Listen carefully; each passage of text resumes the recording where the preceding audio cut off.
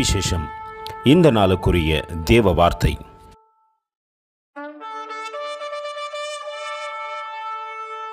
And he said unto Abram, Known of a surety that they seed shall be a stranger in a land that is not theirs, and shall serve them, and they shall afflict them 400 years. Genesis 15:13.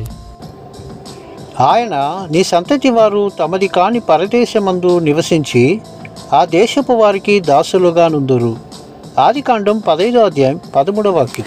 அப்பொழுது அவர் ஆபிரகாமை நோக்கி, உன் சன்னதியார் தங்களுடையது அல்லாத அந்நிய தேசத்திலே பரதேசிகளாயிருந்து அத்தேசத்தாரை சேவிப்பார்கள் என்றும் அவர்களால் 400 வருஷம் உபத்திரப்படுவார்கள் என்று நீ நிச்சயமாய் அறிய கடவாய்.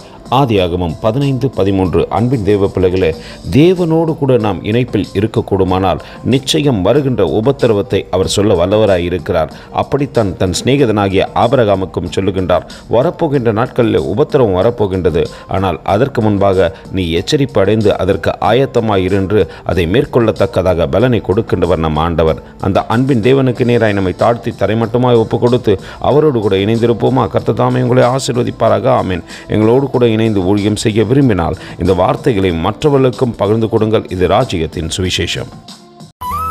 Thank you for watching. God bless you.